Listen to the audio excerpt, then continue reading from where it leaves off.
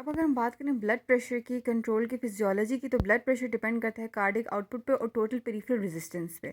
जो cardiac output होता है वो सिस्टोलिक ब्लड प्रेशर को डिटरमिन करता है, और जो टोटल पेरिफेरल रेजिस्टेंस है वो डायस्टोलिक ब्लड प्रेशर जो है उसके साथ रिलेटेड है। अब सिस्टोलिक ब्लड प्रेशर जो है वो हमारे पास कार्डिक आउटपुट के साथ रिलेटेड है, और कार्डिक आउटपुट है हमारे पास स्ट्रोक वॉल्यूम और हार्ट रेट का कनेक्शन।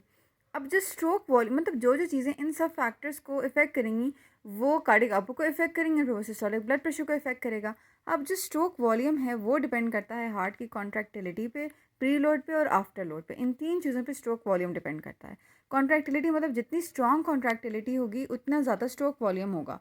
और फिर हमारे पास प्री लोड क्या होता है? प्री लोड होता है एंड डायस्टोलिक वॉल्यूम। मतलब प्री लोड मतलब प्री कॉन्ट्रैक्शन, यानी कि वो volume of blood in the ventricle जिसके साथ जो है वो फिर हार्ट ने कॉन्ट्रैक्ट करना है, जिसके गैंस उसने कॉन्ट्रैक्ट करना है। मतलब डायस्टोलिक के एंड पे जब हार्ट कंप्लीटली फिल हो गया है तो कितना ब्लड मौजूद है, इसको हम कहते हैं एंड डायस्टोलिक वॉल्यूम। अब फ्रैंक स्टॉलिंग लॉ ये था कि जितना ज़्यादा हार्ट का मसल स्ट्रेच होगा उतना पावरफुली वो बाद में फिर कॉन्ट्रैक्ट करेगा। मतलब प्री लोड जितना ज़्यादा होगा वो कार्डिक चैम्बर को उतना स्ट्रेच करेगा, उतनी स्ट्रॉन्ग कॉन्ट्रैक्टिलिटी होगी। मतलब प्री लोड भी एक तरह से कॉन्ट्रैक्टिलिटी को इफेक्ट करे। मतलब जितना ज़्यादा प्री लोड होगा उतना ज़्यादा स्ट्रेच होगा, कॉन्ट्रैक्टिलिटी उतनी ज़्यादा होगी। ठीक हो गया। अब प्री लोड किस पे डिपेंड करता है? प्री लोड डिपेंड करता है हमारी वेन्स की टोन पे। मतलब जो वेन्स हैं वो जितनी रिलैक्स्ड होती हैं ब्लड उनमें उतना पूल होता है और प्रीलोड उतना कम हो जाता है। और वेन्स की टोन जितनी ज़्यादा होगी पूल ब्लड उतना आगे पुश होगा, हार्ट में जाएगा, एंड डिस्टल वॉल्यूम इतना ज़्यादा होगा, मतलब प्रीलोड उतना ज़्यादा होगा। मतलब वीनो मोटर टोन प्रीलोड से डायरेक्टली प्रोपोर्शनल है। और टोटल ब्लड वॉल्यूम भी प्रीलोड से डायरेक्टली प्रोपोर्शनल है कि जितना ज़्यादा वॉल्यूम होगा ब्लड वॉल्यूम उतना ही ज़्यादा ब्लड चैम्बर्स में जाएगा। नहीं तो कॉमन सेंस की बात है।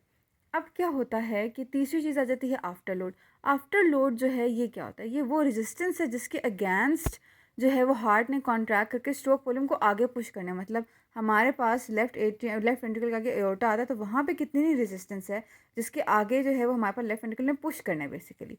तो इसको हम कहते हैं आफ्टर लोड। और ये हमारे पास टोटल पेरिफेरल रेजिस्टेंस से बेसिकली कनेक्टेड है कि कितनी रेजिस्टेंस है वेजल्स में जिसके अगेंस्ट हार्ट कॉन्ट्रैक्ट कर रहे हैं। तो ये तीन डिटर्मिनेंट्स हैं हमारे पास स्ट्रोक वॉल्यूम के। फिर आ जाता है हार्ट रेट, और फिर आ जाती है total peripheral resistance. Total peripheral resistance क्या चीज़ होती है कि ये वो रेजिस्टेंस होती है जो कि आर्टेरियोल्स ऑफर करती हैं ब्लड को जब वो फ्लो कर रहा होता है आर्टेरियोलर से वीनस साइड पे।